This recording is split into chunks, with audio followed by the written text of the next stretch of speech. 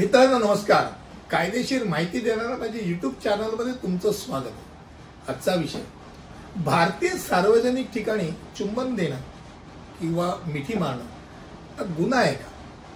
आता बरेच जणांना असा विषय वाटेल की अरे हा काय विषय व्हिडिओ बनवण्याला काय का, इथून त्या या प्रकारचे वेगळे व्हिडिओज पण बनले पाहिजे इथपर्यंत असे वेगळे मतमतांतर असू शकतात. आता या विषयाकडे वळण्याच्या अगोदर बऱ्याच वेळेला आपल्याला लक्षात येतं की जशी जशी पिढी पुढे जाते तसं तसं प्रत्येकाची मतं बदलत जातात.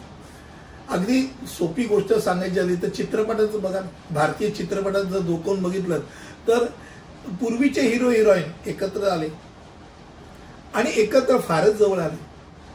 मग त्यानंतर फार जवळ आल्यानंतर पूर्वी पडद्यावरती दोन फुलं, गुलाबाची फुलं एकत्र येऊन एकमेकांवरती आपटायची.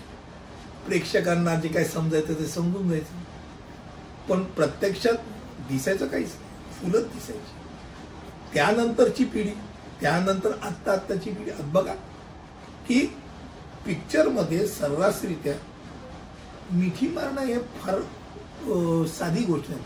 चुंबन देणं ही गोष्ट पण सर्रासरित्या आणि ए कॅटेगरीची नाही, रेग्युलर कौटुंबिक पिक्चर मध्ये सुद्धा तुम्हाला या प्रकारचे सीन अगदी पटकन असे फार एक्सप्लिसिटरित्या दाखवले जात नाही, पण ओझरतं का होईना पण येतात. मग अशा वेळेला प्रश्न येतो की भारतीय कायद्यामध्ये सार्वजनिक ठिकाणी या दोन्ही गोष्टी करणं हे गुन्हा आहे का? तर पहिली गोष्ट आपण भारतीय दंड संहिता, ज्याला IPC पूर्वी म्हणायचे नाही, आत्ताचं भारतीय न्याय संहिता BNS, IPCचा 294चा कलम होता, आता भारतीय न्याय संहितेचा 296चा कलम आहे. त्या कलमान्वये कोणत्याही सार्वजनिक ठिकाणी कोणते अश्लील कृत्य केल्यास, आणि क्रमांक 2 आहे, कोणते अश्लील गाणे किंवा बालगीत किंवा शब्द उच्चारल्यास किंवा पाठ करायची ऍक्टिंग केल्यास किंवा कुठच्याही प्रकारे हावभाव केल्यास,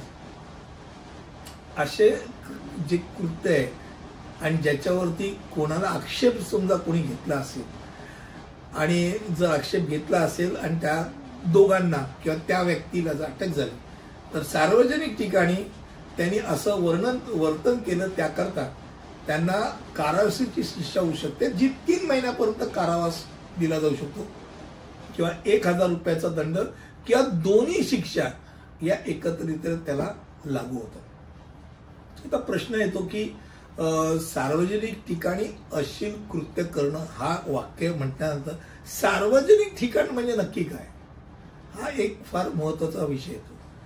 जे प्रायव्हेट नाही ते पब्लिक. एकदम सोपी गोष्ट सांगायची म्हटली तर, पण जिथे त्या 2 जण आहेत, एक जोडी आहे, ती जोडीदार आहेत, तुमच्या घरामध्ये तुमचं काय वर्तन चालू आहे त्याचा काही इतरांचा काही संबंध नाही. ज्या वेळेला तिसरा व्यक्ती जेव्हा बघतो तेव्हा ते सार्वजनिक होतं. जसं आपण डिफॉर्मेशन म्हणतो तसंच सेम सार्वजनिकच्या करता तिसरी व्यक्ती आणि त्या तिसऱ्या व्यक्तीला आक्षेप आहे हे फार महत्वाचं आहे. आक्षेप असणं हे महत्वाचं आहे, कारण का की इतरांना त्रास देणं ही गुन्हा दाखल करण्याकरताची पूर्व अट आहे. म्हणजे शाळेच्या बाहेर शालेय विद्यार्थिनी बरोबर कोणीतरी वर्तन करत असेल, शाळेच्या बाहेर कुठलाही जाणारा येणारा पालक ऑब्जेक्शन घेतो, हे काय यांनी माझ्या मुलांवरती माझ्या मुलींवरती त्याचा परिणाम होऊ शकतो. आक्षेप 100% लागू आहे, घेण्यालायक आहे, आणि मग संबंधित जोडप्याला शिक्षा होऊ शकते. मग हा एक भाग आहे की तुम्ही तुमच्या गाडीत बसलाय, मी माझ्या प्रायव्हेट कारमध्ये बसलो, तुमचा काय संबंध, पण गाडीत बसला असेल तरी जर ते लोकांना दृश्यमान असेल तर ते कुठचंही अश्लील कृत्य, लैंगिक संबंध नसताना सुद्धा अगदी साधं संबंध घेणं असेल किंवा एक्सप्लिसिट करून दाखवणं असेल तर ते डिस्प्ले म्हणून धरलं जातं आणि आक्षेपार्ह धरलं जाऊ शकतं. हे डोक्यात राहू दे. त्यामुळे एक गोष्ट नक्की आहे की सार्वजनिक स्नेह दाखवण्याच्या बाबतीत भारतीय न्यायामध्ये अश्लील काय आणि अश्लील काय नाही ही एवढी थिन लाईन आहे. त्यामुळे त्याच्या विरोधात तरतुदी आहेत, पण त्या तरतुदी या नक्की काय आहेत हा प्रत्येकाने स्वतःचा अभ्यासाचा विषय आहे. इतरांना कोणालाही आक्षेप वाटणार नाही इतपत कोणालाही काही अडचण असू शकत नाही. एवढंच फक्त आजचा विषय होता की हा असा विषय की ज्या विषयाला कधी कधी ब्लॅकमेलिंग पण केलं जातं. तुम्ही असंच तुम्हाला आम्ही फोटो काढला आम्ही तुम्हाला बघितलं करून ब्लॅकमेल करून सुद्धा त्रास दिला जाऊ शकतो.